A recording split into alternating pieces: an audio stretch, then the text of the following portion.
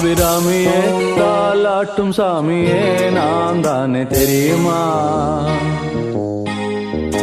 சிவகாமியே சிவனில் நீயும் பாதியே அதுவும் உனக்கு புரியுமா?